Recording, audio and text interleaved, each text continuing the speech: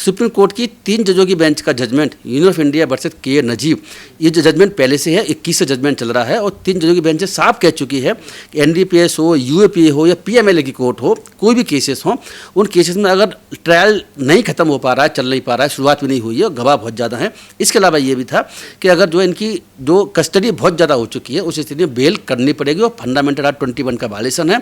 और ये supreme court ने देखो नजीब के केस में 2021 में ये बात कही थी और उसके बाद में बार बार सुप्रीम कोर्ट ने कई केसेस में ये बात कही है।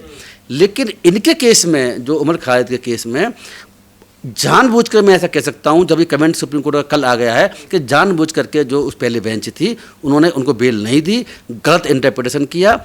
इसका मतलब जो मैं समझ पा रहा हूँ, मेरी विचार तो इसमें ये, मेरी राय इसमें ये है, जो पूरे देखते हुए कि साथ सरकार के दबाव में उन्होंने काम सुप्रीम कोर्ट कर रही थी और पहले के 2 जजों ने सरकार के दबाव में आकर के उनकी बेल रिजेक्ट करी। कुछ लोगों को बेल दी थी लेकिन मेन जो ये लोग थे उनको बेल नहीं दी थी। अब सुप्रीम कोर्ट ये कह रहा है कि जो सुप्रीम कोर्ट का पहला फैसला वो गलत था। इस सुप्रीम कोर्ट अपने ही फैसले को गलत बता रहा है। तो ये देखो, ये तो एक इम्पोर्टेंट बात है। इस बात को जो बाकी लोग थे, हम जैसे लोग तो बहुत पहले से कहते आ रहे थे कि बिल ना देकर सुप्रीम कोर्ट गलती कर रहा है और जानबूझ करके सरकार के दबाव में ऐसा कुछ काम कर रहा है। लेकिन अब सुप्रीम कोर्ट ने कह दिया, सुप्रीम कोर्ट में जिसमें एक जज जो हैं बीवी नागरत्ना, ये तो चीफ जस्टिस इंडिया बनने वाली हैं कुछ समय के बाद में, वो भी इस बात को कह रही हैं कि ये गलत हुआ है। उसके अलावा जो दूसरे जज जस्टिस भुइयान, उन्होंने भी कह दिया कि गलत हुआ। तो मैं एक बता दूँ, मैं जजमेंट जब मैंने आज पढ़ रहा था, जो कल जजमेंट आया हुआ दूसरे केस में जिसमें बताया कि जम्मू कश्मीर का मैटर था, वहाँ पर भी करीब 5 साल और 10 महीने के आसपास सजा उनकी कैद हो चुकी थी, मतलब उनको कस्टडी में थे। तो उन्होंने वो उस जजमेंट की वजह से बेल कर दी और तभी उन्होंने कहा कि इस केस में, जो उमर खालिद के केस में, जो सुप्रीम कोर्ट की 2 जजों की बेंच ने वो जो जजमेंट 3 जजों की बेंच का ना मान करके बहुत बड़ी गलती करी है और ये उनके फंडामेंटल राइट का उल्लंघन हुआ है और सुप्रीम कोर्ट के जजमेंट को उन्होंने क्रिटिसाइज किया। तो सुप्रीम कोर्ट के जज, 2 जजों की बेंच जुडिशल साइड पे बैठ करके अपने जजमेंट में लिख रही है, जजमेंट लिख दी गई बात है, ये मौखिक कमेंट नहीं है। ये जो सूर्यकांत जी जैसा वो कमेंट नहीं है कि साहब जो कॉकरोच होते हैं, वो तो कमेंट था, वो कमेंट किसी जजमेंट ऑर्डर का पार्ट नहीं था। लेकिन ये कमेंट नहीं है, ये क्या है, ये जजमेंट का ये पार्ट है, ऑर्डर है, ऑर्डर में लिखा हुआ है, जजमेंट लिखा हुआ है कि सुप्रीम कोर्ट की 2 जजों की बेंच ने ही जो जनवरी में बेल डिसमिस की है, उस केस में गलत डिसमिस की है, इनको बेल मिल जानी चाहिए थी और गलत लॉ का उन्होंने एप्लीकेशन किया हुआ है। तो देखिए ऐसा है अंदर जी, अब तो बात तय हो चुकी है, सिद्ध हो चुका है। इन 2 जज साहबों ने जो कल बात कही है, मैं इनकी बहुत जो है, इनकी जो व्यू है, उन्होंने इतना बोल्ड डिसीजन लिया। तो सुप्रीम कोर्ट तो वैसे बहुत ऊपर होता है, लेकिन सुप्रीम कोर्ट जजेज भी बोल्ड डिसीजन कहाँ ले रहे हैं, वो सरकार के दबाव में काम कर रही है। इन्होंने जो कल डिसीजन लिया है और उसमें पुराने जजों के खिलाफ जजमेंट में लिख दिया, क्रिटिसाइज कर दिया, ये छोटी बड़ी बात नहीं है, ये बहुत बड़ी बात है। तो सर आप इसमें वकीलों की गलती नहीं मानते, जो शर्जील इमाम या उमर खालिद के एडवोकेट्स थे, वो इस जजमेंट का उदाहरण या इसको कोर्ट ने किया था कोर्ट, मैंने देख लिया। उन्होंने इसके साथ साथ में 26 जजमेंटों का कोर्ट किया था। मैंने वो जजमेंट देखा है जो दिल्ली हाईकोर्ट ने डिसमिस किया था और सुप्रीम कोर्ट ने डिसमिस किया है। उनमें दिल्ली हाईकोर्ट के सामने भी, सुप्रीम कोर्ट के सामने भी 26 जजमेंटों का जिक्र किया था इसके अलावा। लेकिन सुप्रीम कोर्ट ने अपनी जजमेंटों को गलत व्याख्या कर दी और मैं कह सकता हूं कि व्याख्या जो है शायद दबाव में करी गई थी। ऐसा नहीं होता तो मैं मान नहीं सकता, सुप्रीम कोर्ट बेल नहीं करता। पहले जज गलत थे, ये जज गलत नहीं, ये तो बिल्कुल सही है। तो ये सही, बिल्कुल सही इसीलिए हैं कि इसमें सुप्रीम कोर्ट के बहुत सारी अलग अलग बेंच हैं, अलग समय पर 2021 से ऐसे जजमेंट देती आ रही हैं। कानून तो सबके लिए बराबर है ना, जज तो कानून के हिसाब से चलेंगे, चल कर रहे हैं।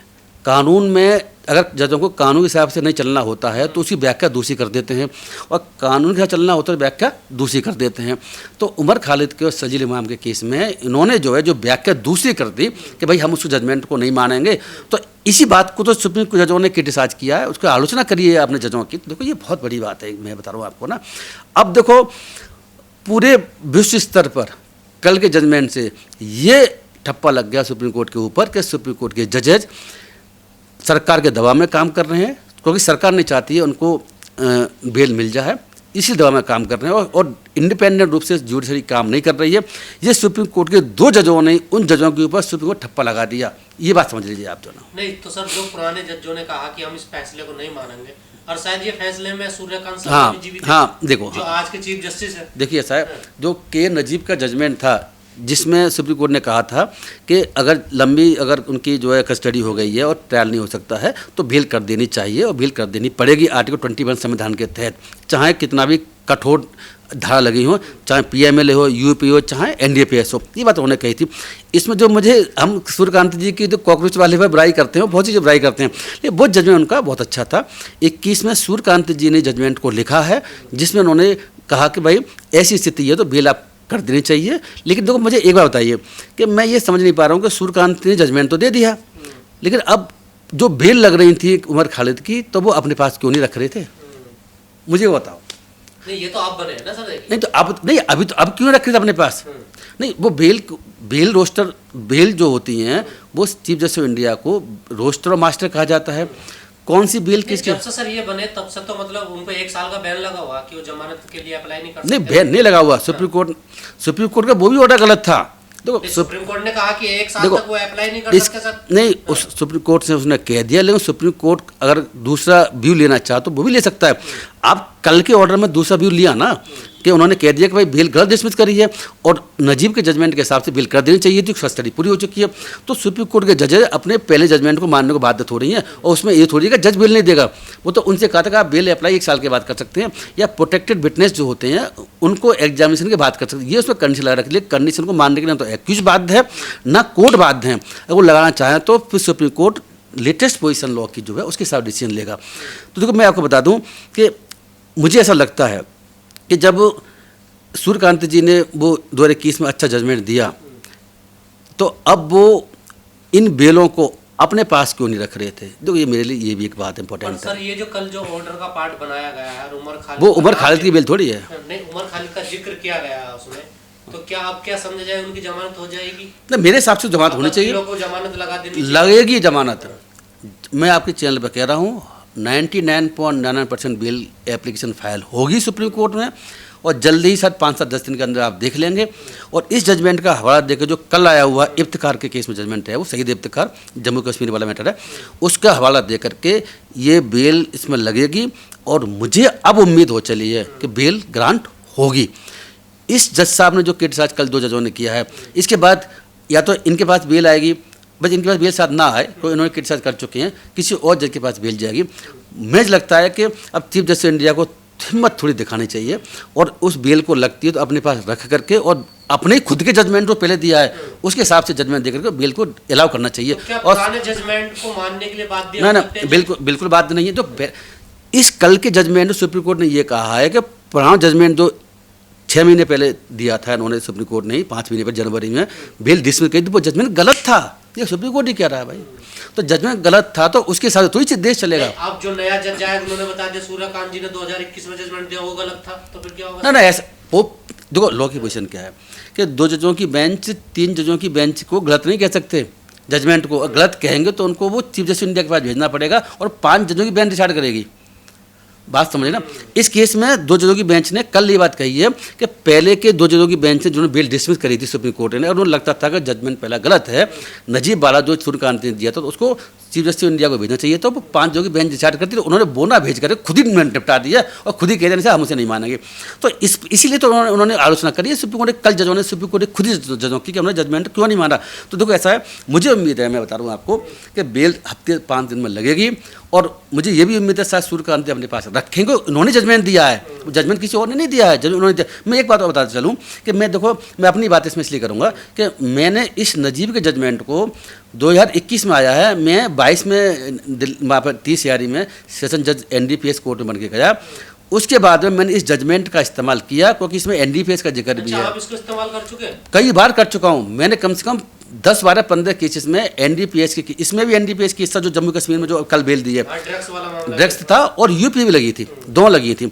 तो मेरे यहाँ NDPS केस चल रहे थे, मैंने 10-12-15 केसेस में इसी जजमेंट का हवाला देकर के, और उसके अलावा जजमेंट सुप्रीम कोर्ट के और भी हैं उनका हवाला देकर एक मैं सेशन जज जैसा जज जो है बैठ करके मैं कई बेल दे चुका हूँ इसी जजमेंट के हिसाब से। और इस सुप्रीम कोर्ट के जजेज और हाई कोर्ट के जजेज जो है इस मामले में, जो उमर खालिद की बेल के मामले में अलग रास्ता उन्होंने अपना लिया और सही जजमेंट को अप्लाई नहीं किया। इसलिए मैं कह सकता हूँ कि सरकार के दबाव में कोर्टें काम कर रही थी और कर रही हैं। लेकिन इस जजमेंट से तो कल वाले से तो नहीं लग रहा सर कि सारे जज मतलब दबाव में? दो हमने तो कभी नहीं कहा सारे जज दबाव में हैं। दो कुछ जजेज ऐसे हैं कि वाकई इंडिपेंडेंट रूप से काम कर रहे हैं और वो अच्छे डिसीजन देते हैं। मैं आपको बता दूं कि पहले एक बात ये भी चली थी पिछली बार जब चंद्रचूड़ जब चीफ जस्टिस थे रिटायर होकर आए कि भाई चंद्रचूड़ से क्वेश्चन पूछा गया कि आपने उमर खालिद की बेल तो डिसाइड नहीं कर रहे हैं, आप आरोप लग रहे हैं, आप लोग ऐसे कर रहे हैं। तो उन्होंने ये कहा था कि ये वकील ही खुद बहस नहीं करते हैं और डेट लेके चले जाते हैं। तो इसमें मैं एक बता दूं कि बाद में इसका जवाब कपिल सिब्बल तो एडवोकेट्स में रहे हैं, उमर खालिद के बारे में बहस उन्होंने करी थी, तो और अमृतसर सिंह भी रहे हैं। तो इन्होंने कहा था कि हमने कोई डिले नहीं किया है, झूठ बोल रहे हैं चीफ जस्टिस ऑफ इंडिया पर आने वाले, हमने कोई डिले किया है खुद उन्होंने कोर्टों ने। दूसरी बात एक बात ये भी थी कि जब हमें उचित लगा तो हमने विड्रॉ कर ली, क्योंकि हमें ऐसा लग रहा था कि ये कोर्ट जो है हमारे आगे डिसीजन देने वाली है, ये सरकारी दबाव में काम कर रही है, इसलिए हम ऐसी जगह से बहस क्यों करें। तो उनकी अपने वकीलों की स्ट्रेटजी हुआ करती है। केजरीवाल, अब केजरीवाल की आपने बात की है तो उसकी भी सुन लो आप। नहीं तो क्या गलत कह रहे हैं, मुझे तो क्या गलत कह रहे हैं, मैं इसीलिए बात कह रहा हूँ कि गलत क्या कह रहे हैं वो। अगर आरएसएस की मीटिंग में जाओगे और अगर आप जो है आपके बच्चों को सरकार यही सब बेनिफिट दे रही है और आपको एडिशनल बेनिफिट मिल रहे हैं किसी वजह से जो और वकीलों को नहीं मिल रहे हैं, तो इसकी वजह कोई रीज़न है ना। तो इसी तरीके से आज कल के जजमेंट से सुप्रीम कोर्ट ये तय हो चुका है कि सरकार के दबाव में कोर्ट काम कर रही है कि कुछ लोगों के मामले में डिसीजन अलग आ रहे हैं और कुछ और के मामले डिसीजन अलग आ रहे हैं। तो सफल हो गए ना, देखिए जो देखो ये एक बड़ी इंपॉर्टेंट बात है कि अभी तक क्या था, पहले केजरीवाल जी का एक केस बना था लीगल पॉलिसी वाला, उस केस में चार्जशीट आ गई तो बाकी सेशन जज ने राजबंदी कोर्ट ने वो कर दी कि भाई कोई केस नहीं बनता है, उन्होंने डिस्चार्ज कर दिया। उसके अगेंस्ट रिवीजन फाइल करी दिल्ली हाई कोर्ट में। दिल्ली हाई कोर्ट की जज सूर्यकांत शर्मा के पास वो रिवीजन आती है। केजरीवाल जी और बाकी लोगों ने सत्याग्रह करने की ठान ली और कह रही हम इनके पास नहीं जाएंगे क्योंकि ये हमें विश्वास नहीं हो। अपने आप को कैसे विड्रॉ, उन्होंने विड्रॉ नहीं किया, लंबा चौड़ा 700 पेज का जजमेंट पास किया कि तो न्यायिक स्वतंत्रता के खिलाफ हो जाएगा, अगर मैं हट जाऊंगी तो ऐसे तो कोई भी आगे कुछ भी कह देगा, हमारा हटना पड़ेगा, तो जजों के खिलाफ है। खैर तो उन्होंने वो अपने आप को मैं बता रहा हूँ आपको अभी अब देखो इस केस से सब हट गई हैं वो। फिर क्या हुआ है कि बाद में अभी करीब 5-6 दिन पहले सूर्यकांता जी ने स्वतः ही सो मोटो कांग्रेस ले लिया किस बात का कि मेरी कंटेम्प्ट हुई है कि केजरीवाल जी एंड बाकी जितने भी लोगों ने इन्होंने मेरी वीडियो वायरल करके मेरी कंटेम्प्ट करा दी, मेरे बच्चों के खिलाफ, मेरे खिलाफ दुनिया भर के अनगल उल्टी सीधी बातें कर रहे हैं, फर्जी वीडियो ये डलवा रहे हैं और एक पूरी लॉबी बनी हुई है। तो उन्होंने एक केस बना दिया जो कंटेम्प्ट कोर्ट का। तो अब 2 केस बन गए थे तब, एक कंटेम्प्ट कोर्ट का केस उन्होंने खुद बना लिया, दूसरा केस लिकर पॉलिसी वाला वो पहले चल रहा था। तो लिकर पॉलिसी वाला उन्होंने ट्रांसफ़र कर दिया कि अब कंटेम्प्ट कोर्ट मैंने शुरू कर दी है इनके खिलाफ, तो मैं उसकी सुन नहीं सकती हूँ, तो लेकिन इस केस को मैं सुनूंगी कंटेम्प्ट वाले को। तो वो केस भेज दिया उन्होंने, दूसरा वाला लीगल पॉलिसी वाला चीफ जस्टिस हाई कोर्ट के पास में, वो किसी और बेंच के पास भेज दिए। तो उन्होंने वो केस किसी और बेंच के पास भी भेज दिया जिसमें जैसे मनोज जैन उस केस को सुनवाई करेंगे लीगल पॉलिसी वाले का। लेकिन जो कंटेम्प्ट वाला केस था उसमें सूर्यकांता जी ने कहा ये केस मेरे पास ही रहेगा और मैं ही सुनवाई करूँगी इसकी और इसको मैं ट्रांसफ़र नहीं करूँगी। अब क्या होता है, तो मैंने कल देखा दिल्ली हाई कोर्ट के चीफ जस्टिस ने उस केस को ही विड्रॉ कर लिया। कौन से कंटेम्प्ट वाले केस को, से वो केस ले लिया और 2 अन्य जजों को मार्क कर दिया। उसमें डबल डिवीजन बेंच बैठाई गई है जिसमें नवीन चावला जस्टिस और जस्टिस जो है रविंद्र डुडेरा जी शामिल हैं। दोनों जज सुनवाई करेंगे। उन्होंने आज सुनवाई भी की है नई बेंच ने कंटेम्प्ट वाले में, और उन्होंने को नोटिस कंटेम्प्ट नोटिस भेजा है अरविंद केजरीवाल, मनीष सिसोदिया, संजय सिंह और सौरभ भारद्वाज जैसे अन्य लोगों को। तो देखो जो ये मैडम चाहती थी सूर्यकांत शर्मा के मैं केस को डील मैं ही करूँगी, तो उन्होंने वो इधर उधर करके वो केस पहले ट्रांसफ़र कर दिया। दूसरा केस इनसे चीफ जस्टिस हाई कोर्ट ने ले करके छीन कर कह सकता हूँ और दूसरे जजों के पास भेज दिया। अब सूर्यकांत शर्मा जी कैसे डिसाइड करेंगे? देखो इस काम को पहले कर देते तो इतनी फजीहत तो नहीं होती ना। देखो आप देखो, इसीलिए मुझे लगता है कि chief justice of high court ने कोई न कोई बैठ के कोई रणनीति बनाई है और हो सकता है सुप्रीम कोर्ट के जजेज में शामिल हो। मैं इसलिए कह रहा हूँ कि क्योंकि ये केस जिस तरीके से कंटेम्प्ट लगाई और मेन केस ट्रांसफ़र किया, हाई कोर्ट के खिलाफ जो बात जा रही थी कि स्वतंत्र न्यायपालिका देश में नहीं है, पीछे जो चीफ मिनिस्टर ही खुद कह रहा है कि स्वतंत्र न्यायपालिका नहीं है और जो हमारे खिलाफ वैसा डिसीजन देंगे किसी और के पास भेजिए। तो उससे फजीयत से बचने के लिए मुझे लगता है कि कंटेम्प्ट की कहानी शुरू करेगी सूर्यकांत शर्मा जी ने कि वो केस में ट्रांसफर इसकी आड़ में कर लूँगी और इस केस को मैं सुनूंगी। लेकिन इस केस को भी जब चीफ जस्टिस इंडिया ने इसे विड्रॉ कर लिया है तब चीफ जस्टिस इंडिया का ये कदम पाता स्वागत हो गया कम से कम कि उन्होंने कम से कम अब हाई कोर्ट की जो नाक कट रही थी, फजीयत हो रही थी और सूर्यकांत शर्मा जी की फजीयत चल रही थी, अब इसको फजीयत से बचा लिया। अब नए जजों के पास केस चले गए हैं। एंटी सिटीजनशिप अमेंडमेंट एक्ट जो पास किया था उसके प्रोटेस्ट चल रहे थे 19 में 20 में।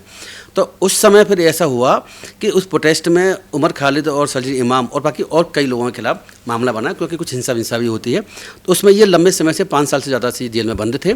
इनकी जमानत बार बार नीचे की सेशन जज, हाई कोर्ट, सुप्रीम कोर्ट तक भी रिजेक्ट डिसमिस करती रही और ये बंद रहे। और मैं एक बात तो बता दूं कि इसकी गूंज, इस मामले की गूंज, इन दोनों की बेल का ना होना नेशनल नहीं इंटरनेशनल महत्व का केस बन चुका है, क्योंकि अंतर्राष्ट्रीय लेवल पर भी भारत की छवि बहुत खराब हो रही है कि भारत में किसी भी चीज़ों को लेकर के और बेल नहीं दी जाती है और लंबे समय तक जेल में रखा जाता है। मानवाधिकारों का भी उल्लंघन है।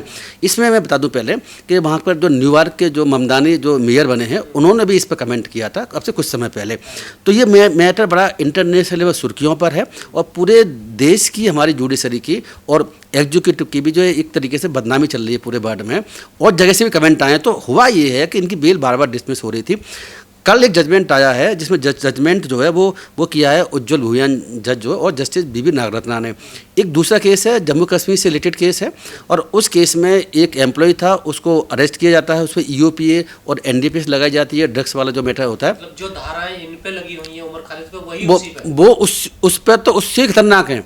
कोई UPA तो जिस इन पर लगी है उस पर भी लगी हुई, वो टेस्ट वाला एक्टिविटी वाला मामला भी लगा हुआ है। उसके अलावा उस पर NDPS ड्रग्स का मामला भी लगा हुआ है। जो ड्रग्स वाला मामला इसमें नहीं था, NDPS वाली खाली इस तरह से नहीं थी, तो वो मामला और खतरनाक था। तो उस केस का कल जजमेंट जो दिया है 2 जजों की बेंच ने, उसने ये जो उमर खालिद की बेल डिसमिस करी गई थी 20 सुप्रीम कोर्ट ने और पिछले साल जो है करी थी दिल्ली हाई कोर्ट ने 2 जजों की बेंच ने, तो उन पर बहुत भारी कमेंट किया। उन्होंने कहा कि इन जजों ने, इस कोर्ट ने जो पहले की कोर्ट थी, उन्होंने बेल ना दे करके बहुत बड़ी गलती की है